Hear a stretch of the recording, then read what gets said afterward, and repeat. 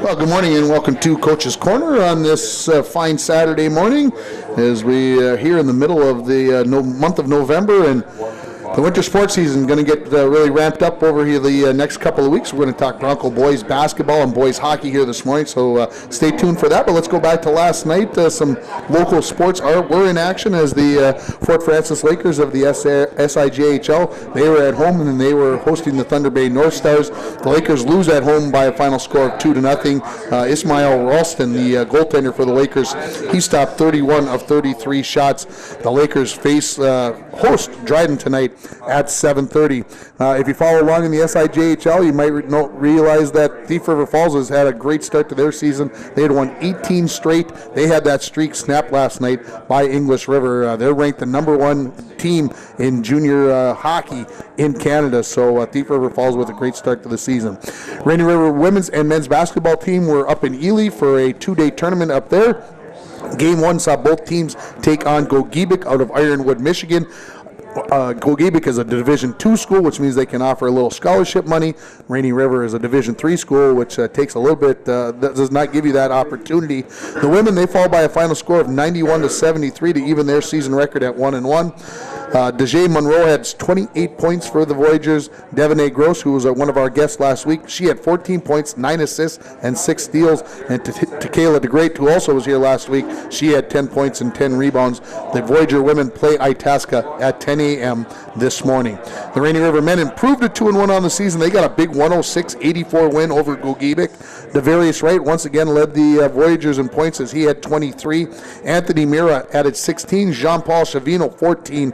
And Isaiah Sims had 12. The Voyagers only led 54-46 at the half, but they blew the game wide open in the second half. They outscored Gogebic 52-38. The Voyager men also play Itasca, and that game is at noon today up in Ely. Of course, high school playoffs are in full swing. Volleyball finished up last week. State swimming is going on today. Football is going on as well. Let's talk about the football scores yesterday. We'll start right from the morning and go through the evening. In 9-man, Nevis 44 to 16 over Russell Tyler Ruthin. In Class AA, Pipestone gets the better of Moose Lake Willow River 28-6. In a 5A game last night, what a game this. Talk about Elk River. Elk River is the defending state champion in 5A. Last week they went 66-60. Yesterday they went 51-40 over Apple Valley. They attempted 0 passes in the game and rushed for over 600 yards. Absolutely amazing. In 4A football, Cloquet is off to their first state championship game since 1976 as they beat South St. Paul 40-21. Tim Pokonowski, the quarterback, 30 carries for 249 yards. Absolutely ginormous game for him. And then in the big school, the other semifinal, the second semifinal for the 6A, Minnetonka edges Cretin-Durham Hall 17-14. 5 more semifinal games to go on today. In Class A, Wabasso versus Ada Borup, Norman County West.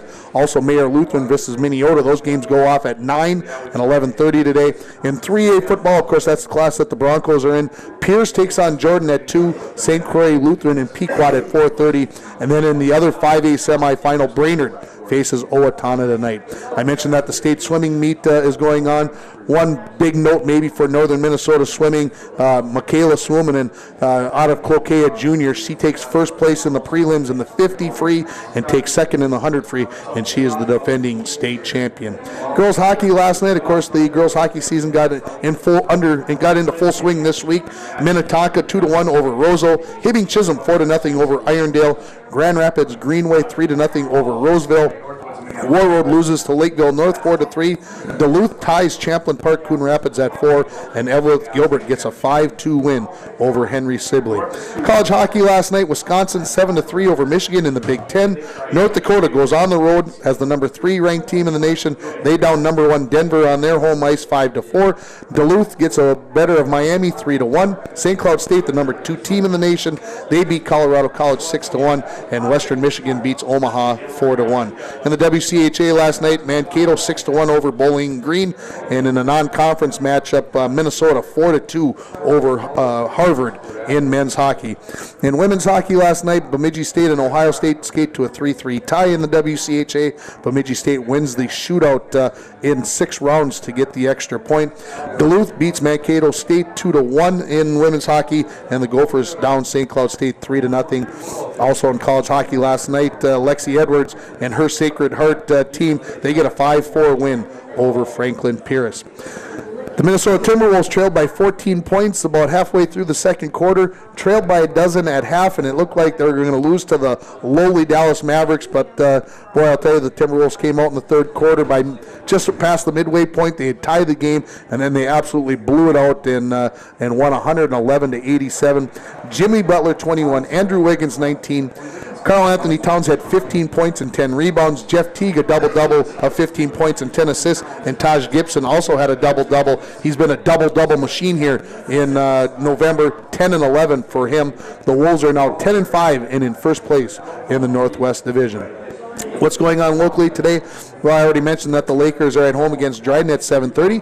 The Rainy River women's hockey team, they'll finally get their season underway. They are at Cary Park tonight at 7 o'clock. It's their first game back after taking a year off, and they face Assiniboine at Cary Park at 7 o'clock. Mentioned that the Rainy River basketball teams are up in Vermilion at 10 a.m. and noon this morning.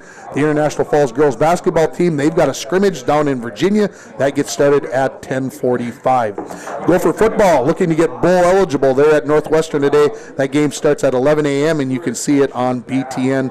The Division 1 AA FCS football kind of coming into their final week of the regular season. North Dakota State is at Illinois State at noon, looking to improve their position for the playoffs. They get started next week for FCS. Division 2 playoffs get started today.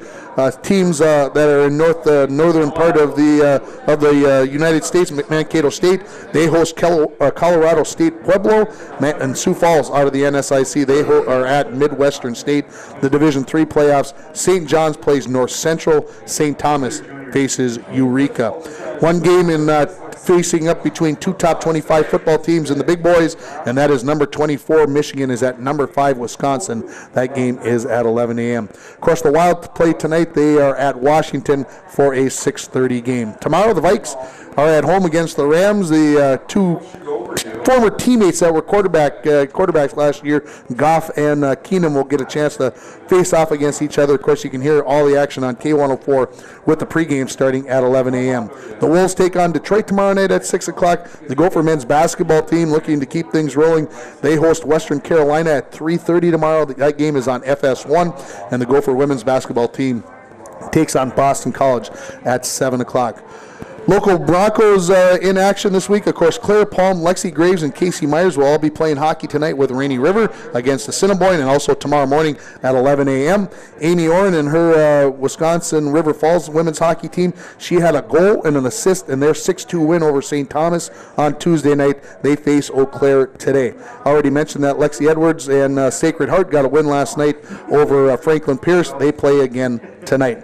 Lucas DeBenedict had an assist in a 3-1 loss last Saturday in their game for Northland College out of Ashland, Wisconsin.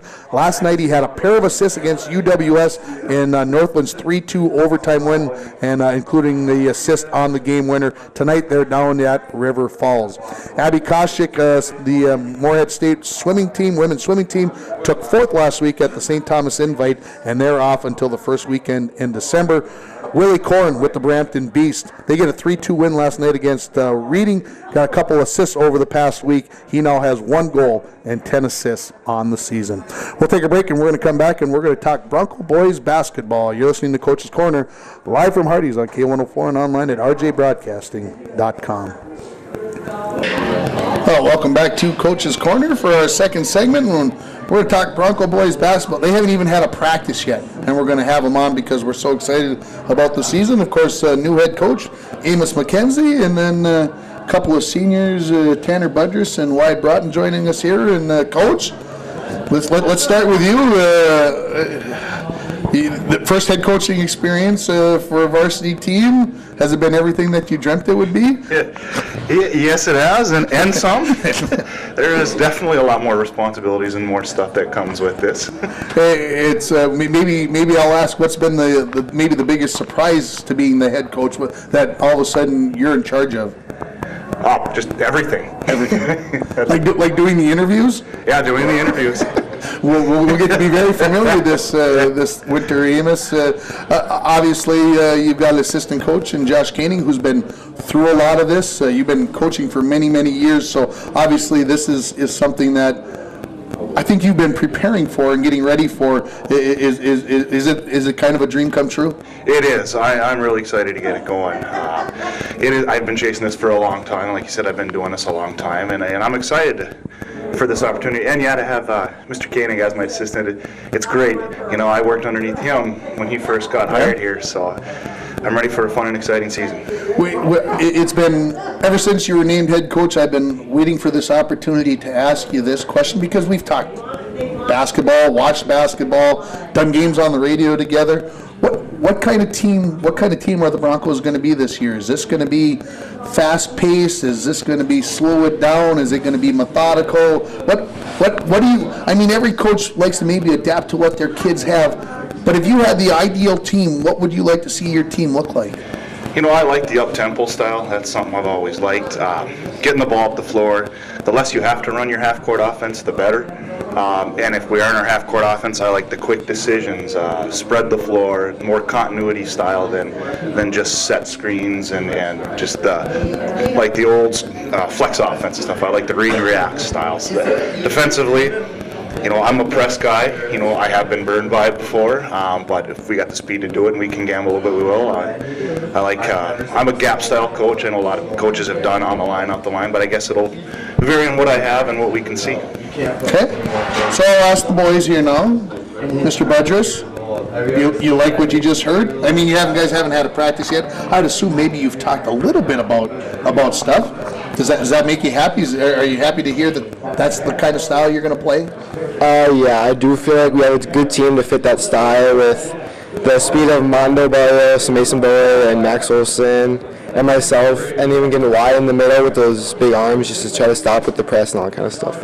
Why do you agree? This is a style that fits the personality of this, or the personnel, of this team? Yeah, I think we have the ability to run the press, and with especially Mondo and Max this year too, if they keep their heads, hopefully. Well, that's the big thing. This team is, a couple of seniors, a couple of juniors. Talk about having a good mix of kids on this team, Coach, to allow you to be able to do things you want to do. Yeah, you know, we all over the board here with our class. I'm excited to have these guys back. You know, I've reached out to these guys quite a bit here just to pass the word on some things and relay some things that I couldn't get to the school. So yeah, I'm excited. I'm excited for Monday to really see what we have in front of us. Two days on Monday? 6:15 in the morning. 6:15. You got to love that, Tanner Budrus. I know how much you love getting up early in the morning for practice, but it's only for 3 days, right? So 5 days. Yeah, we decided to roll it into 2 days the next week. Oh. But the deal is... I thought maybe you were going to get them up on Thanksgiving before they had turkey and run them. I was going to say, we're going old school. So, okay. I told you, Budrus, I was going to ask you this question, and you don't want to answer it, but we have to ask. Okay. Where's the foot at? Obviously, you break it in the first game of the football season, and I had all kinds of people asking me questions and blah, blah, blah. And then, of course, our good friend Taylor Wilson breaks his foot, and then everybody started to panic about the basketball season. And you're healthy, yes? Yeah, I've been going to physical therapy and all that kind of stuff, and right now about 85-90%. So by the time the season gets going, I should be back around full strength. I guess I always ask this because I broke a bone my senior year, and I think about it. Right now, are you thinking about it? Do you think about that it was broke, or is it just full speed ahead, here we go? I mean, yeah, it happened, but I'm getting healthy again, so that's all that really matters. And I've been playing on it, and it doesn't hurt when I play on it, so that's good. Well, that's always a good sign. why do you the whole two-a-day thing is something that you deem as maybe a necessary evil to try to get everybody up to speed and ready to go? Yeah, I think we need it, but man, those mornings kill me. It's not something that is enjoyable. I know I watched the girls' basketball team. They had their 2 days this week, and you could just see the girls dragging in school. It's a tough thing, and it's tough to get things going. What do you try to get accomplished with the 2 days, Coach? Is it something that it's more conditioning in the mornings, basketball in the afternoon, or vice versa, or a combination of the two? What do you try to get done during your practices? You're conditioning in the morning. Also, I'm looking for like some team continuity stuff because being the first year, I want to see how we work together. You know, who works well with in certain situations. So that's stuff I'm going to try and figure out in the mornings. And then in the afternoon, it'll be a lot more structure, offense, defense. Of course, there'll be some more conditioning in there. Who am I going to see, guys, this season? Who's a young kid that may be off the JV team from last year that, you know, I don't know about that is going to make me go, geez, I really like what he's seen, because you guys have been captains practicing and running up and down the floor. Who's maybe surprised you? Wide, go ahead. You look like you got somebody in mind. Jay Salinas surprised me a lot. Huh? He's been working out with his brother, doing a lot of stuff. Come summer ball, every time he got a chance, and he's going to be a great point guard. Okay, I was going to ask, what have you noticed? What has made him? Been different from last year? Say. His confidence level grew a lot. He can starting to ball handle a lot better. He's taking smart shots. He's a really good finisher in the lane. Okay, Tanner, how about you? You seen somebody else other than that maybe has stepped up? Because, and this is a Tim Ringhofer opinion for the varsity team. If you're going to press, you maybe need 8 or 9 guys. If you're not going to be a pressure team, you need 7 or 8. And I know Coach already talked about at least 7 or 8 guys, but you got somebody else? Somebody I think should get more playing time than he did last year is Mason Buller. Last year, he didn't really get used to his full potential as much as I thought he should. He definitely should have played more minutes last year, but he didn't. And he's a good press guy because he likes to move his feet, and he's very aggressive. So let's talk about the schedule a little bit. First week, there's no favors there. You get a team in Chisholm that basically started 5 sophomores last year. That'll bring 5 juniors up to the falls. Start with Bemidji. My bad. On Friday, no easy task there. 4A school. Then you get Chisholm at home. Then you get Esco up here, who might be the section favorite, I would think. And I think you guys go to Ely the next night. Coach, is it keeping you up nights already? Yes, it has. But we're up for the challenge. What do you can go all coach speak and get all whatever about, well, you're only playing the regular season to get ready, and we want to get better every game and whatever. But there's obviously things that you want to be working on through those first 4 games. What are you trying to get done in those games? Win, lose, draw, does it matter a lot, or is it more about getting you comfortable with the kids and the kids getting comfortable with you? That's the big thing, is getting comfortable with each other. I mean, they're going to have to get used to my style. I have to get used to them. So yeah, those first 5 games are definitely a test right out of the gate. And you've been through this too. You're never always up to par from game 1, and by the end of the season, you hope to have everything together. So within these first 5 games, I mean, we might just be a few sets in or a few things in, but where we will be on the 10th, 11th, 12th game. So, have you looked at the schedule at all? Who maybe did we gain on the schedule? I don't know. Maybe the schedule is pretty much set once you became head coach. Have you added somebody in that maybe I don't know about, and that you're excited to be able to get a chance to play? Oh, I'm excited for Big Fork. I've known Coach Lovedahl throughout the years from coaching out at Little Fork, so I'm really excited for Big Fork to be on schedule. Because? Just because of Coach Lovedahl? Coach Lovedahl, and they're quick and they can shoot. They're going to be a tough team to defend. That's in their DNA, isn't it? For Big Fork, they all can run and they all can shoot. That's the way things go. How about for you guys? Who maybe from last year you're kind of you got maybe an axe to grind? I don't want to be whatever about this, but is there a team that maybe you're seeking a little revenge on, or looking at a game that kind of as a measuring stick as the season goes along? Tanner, I'll give you first shot. See how you're rubbing that beard of yours. It is No Shave November, so I understand. It is.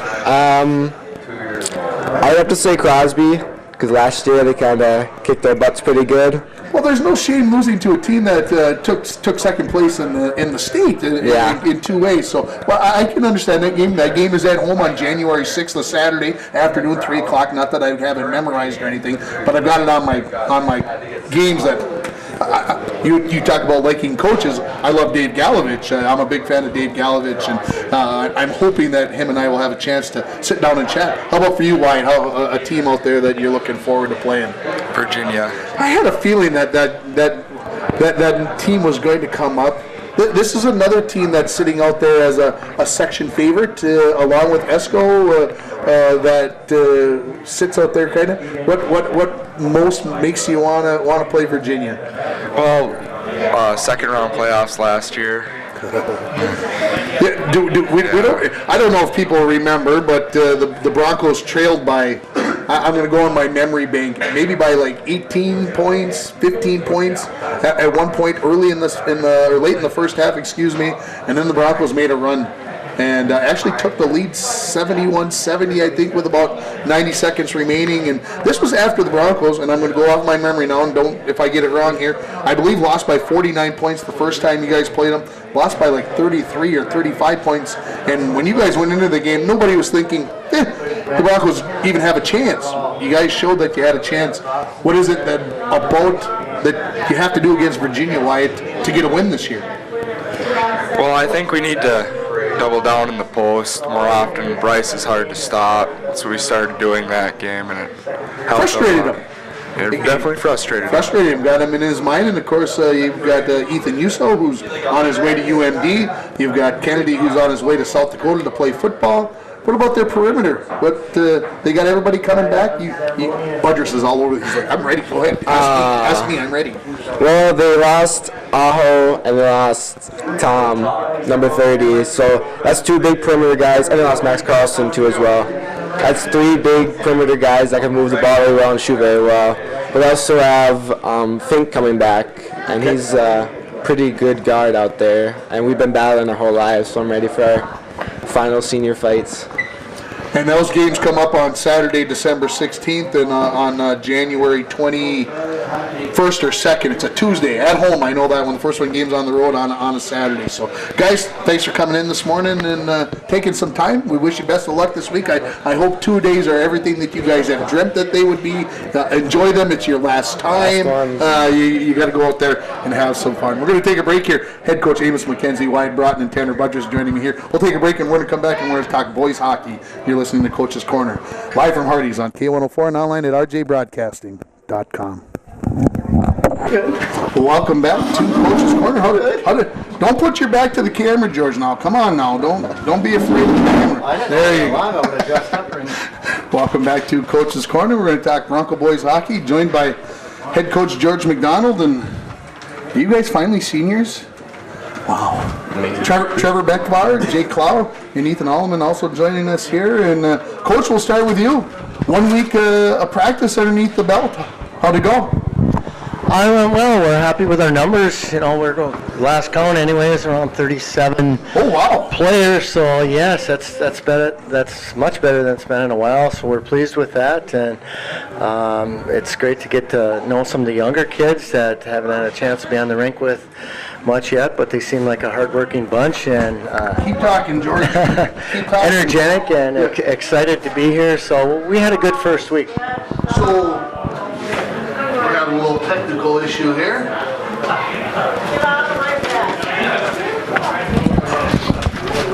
Sorry about that. We were having a little technical issue. We had to take care of that. So you're the captain, Beckfire. Pressure? Being the captain? Not really. No? I wouldn't think so. It's nothing like anything else. I think every upperclassman should be a leader, no matter what. The C doesn't change anything. This is a season that you guys obviously have been looking forward? You guys have been working your whole lives towards them. What are maybe the goals? You're the captain. I'll let you answer that question. What's the goals for this team? Where do you see this team getting to be in February as we head towards the playoffs? I mean, it's a long ways away, but where do you see this team getting to? I could see us making it pretty far in the playoffs. We have a good bunch of kids. I mean, a lot of younger kids, but I think they'll pick up the pace and get used to it. Okay, let's talk about those younger kids. As long as you brought it up, that was one thing I always, that first interview of the year with the team, I always like to find out who's coming off the Bantam team. Who should I be expecting to say, geez, that's a nice hockey player. I'll let you give me one guy, and then I'll let these other two guys get in and talk a little bit. One for me that was really standing out was Jordan Smith.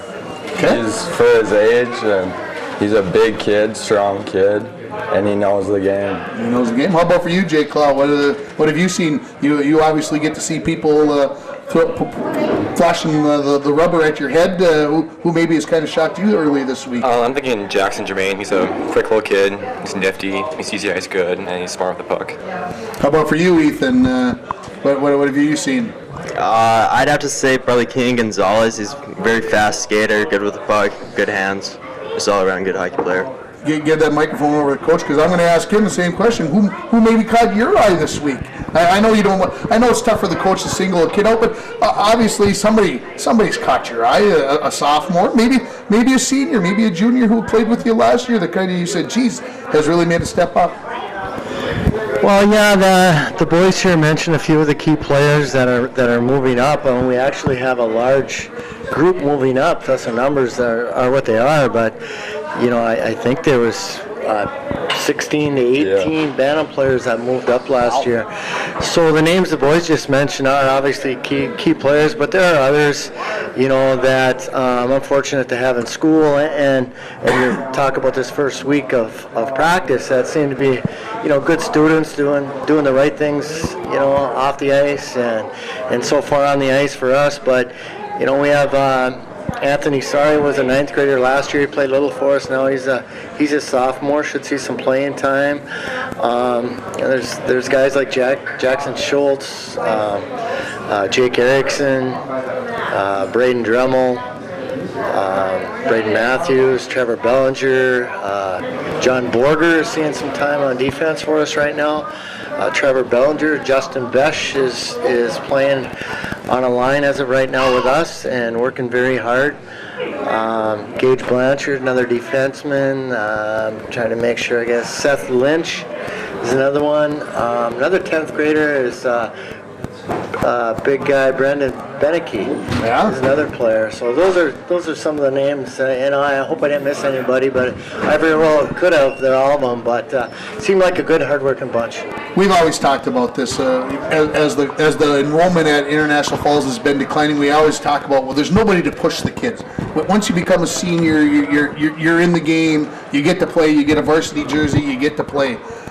With 37 kids out for hockey coach, and you talking about this group of sophomores coming off the Bantam team, everybody's got to keep working hard in practice, because you take a day off, all of a sudden you might not have that varsity jersey, or you may be sitting on the bench during games. Yeah? Yeah, that's right. You hear it all the time, not only in high school. If you ever look into pro sports, they're talking about it all the time. They're bringing this guy in just to compete with the guy who already has the job. So, yeah, it's I guess it's human nature to take the path of least resistance, if you will. So it's always good to have somebody pushing you. It makes you better and makes the team better. Jake, you're the goaltender on this team. Got to play quite a bit last year. Where's the goaltender situation at? Do you feel like that things have gotten better since last season, and that you're ready for a senior season? Yeah, I think getting a few games under your belt helps build up confidence and being able to feel secure in that position, and getting pressure from other goalies like Wyatt Amdahl and Mitchell Nemec helps too. I was going to say, who are the other goalies? Because that's where the next question is, and I forget Mitchell Nemec. Can he be that old? I must be. I can't believe it. Yeah, Mitchell's up there. He's a 9th grader right now, but he's been practicing. He had a little setback right away. He's been out a few days with an injury, but he should be back on Monday or Tuesday. And then we also have Wyatt Amdahl who's a senior now also, and so yeah, it should be a good battle there. All right, Alleman, I'm gonna throw you a big curveball here. You get ready. I'm gonna tell you I'm gonna hit you a curveball. I'm gonna throw you a curveball. Get ready to hit it out of the park. Are the defensemen the strength of this 2017-2018 team? Yeah, that was a hard one. That was a hard one. I agree. Well, because you and Beckfire, right? Defensemen. Yeah. Are you guys going to be paired up, or are Coach going to keep you guys separated? Right now we're separated. I mean, Would you rather play together? I've actually never played with Beck, so I'm paired up with Joe Glowak right now, so we'll see how that goes. It's a good pairing. How's the defensive strength of this team? You didn't answer the question. I'm not going to let you off the hook. Well, I feel like the D have most of the. We only lost one defense last year, so we got a lot of kids coming back, and I feel like that's going to help a lot. We got a lot of older kids on the defense. All right, he wouldn't answer it. You going to answer it for me, Beckfire? Are you guys the strength of this team? Well, No offense to anybody. No. But in the point that I'm trying to make is that you guys got basically everybody back. That's right.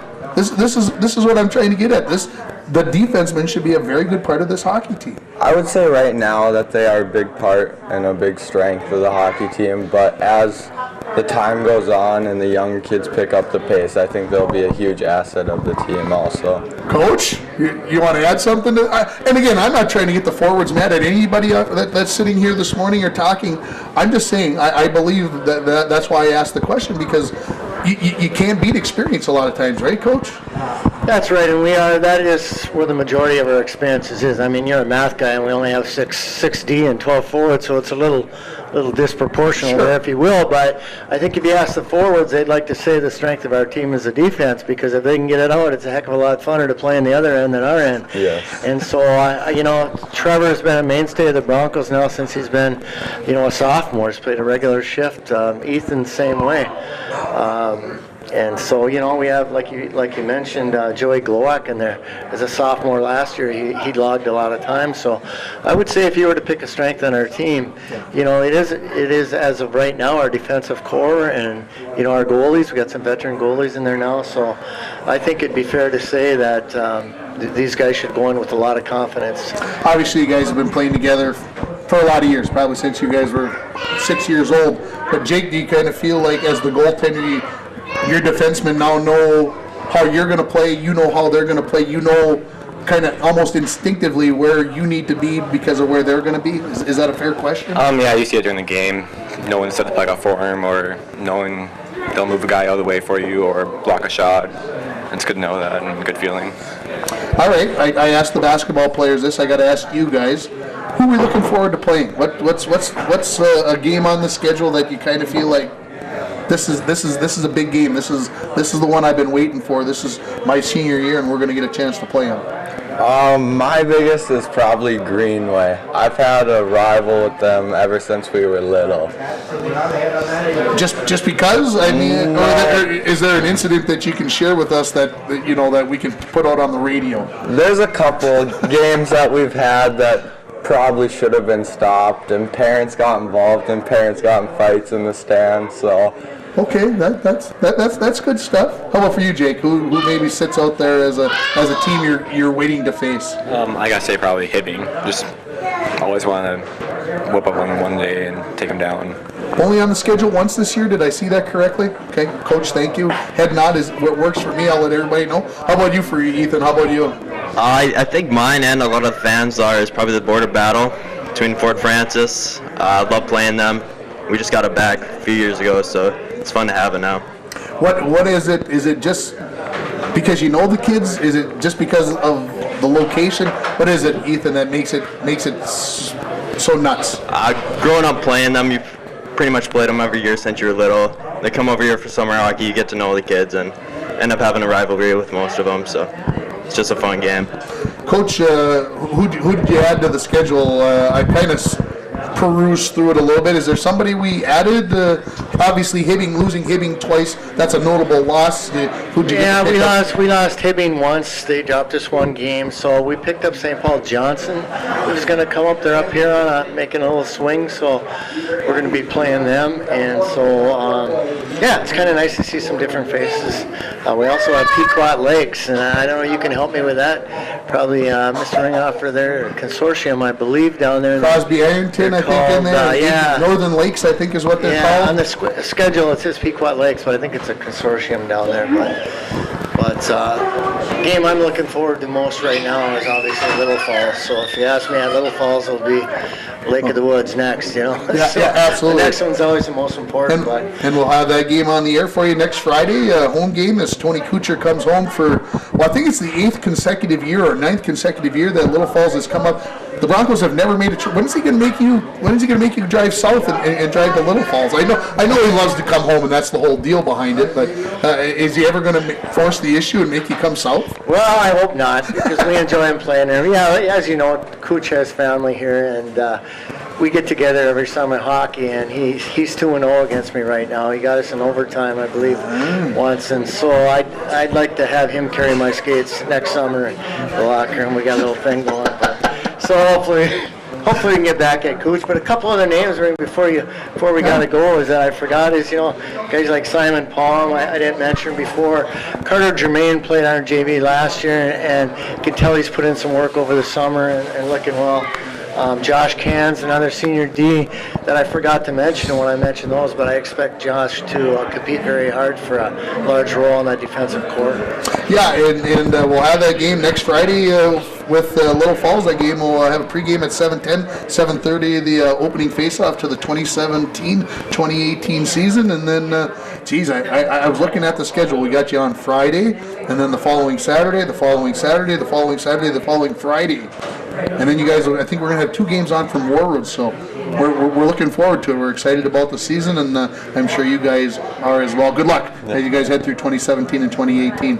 Head coach George McDonald, Ethan Alleman, Jake Clow, and Trevor Beckbar are joining me here. We'll take a break, and we'll come back, and we'll wrap it up here on Coach's Corner, live from Hardee's on K104 and online at rjbroadcasting.com. Well, welcome back to Coach's Corner for our final segment. Nice show here this morning with the Bronco Boys basketball team and the Bronco Boys hockey team as we get things started. And let's review the week that was. Last Saturday, the girls swimming and diving team took part in the second day of the Section 7A swim meet and swimming and diving meet. They took 6th place out of 11 teams in Section 7A. Top finishes included Emma Erickson 6th in the 200 free, Whitney Gwynn 6th in diving, and Lindsay Lucy was 6th in the 100 fly. The Bronco Boys, Bronco bowling team, not boys, don't do that because it's boys and girls. The Bronco bowling team won the conference championship last week as they defeated Grand Rapids in 4 games. They will now participate in the state tournament the first weekend in December. On Monday, Sandy Thompson of the Rainy River Community College volleyball team was named second team All-State for volleyball, so congratulations to her. Sandy is a sophomore from Brooklyn Center. On Tuesday, the Bronco girls hockey team opened their 2017-2018 season at Roseau. The host Rams scored 2 in the first, 3 in the second, and got 1 in the third to down the Broncos 6-0. Grace Wegner had a busy night in goal as she saved 43 of 49 shots for the Falls. We had Muskie girls hockey on the AM station on KGHS 12:30 AM on Tuesday night. We're going to pick up about 6 to 8 Muskie games during the year, and they opened Norwassa play against St. Thomas Aquinas out of Kenora.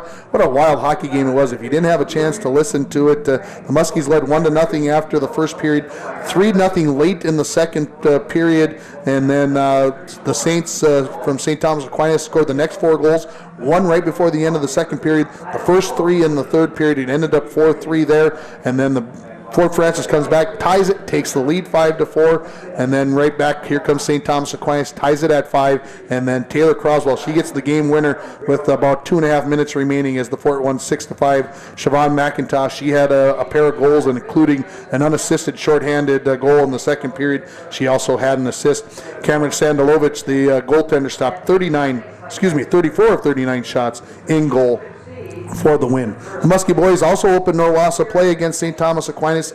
They led 4-1 after the first, 7-1 after two, and win by a final score of 11-1. Eric Pitkanen had a hat trick. James Gushalak and Cole Allen, each had a pair of goals.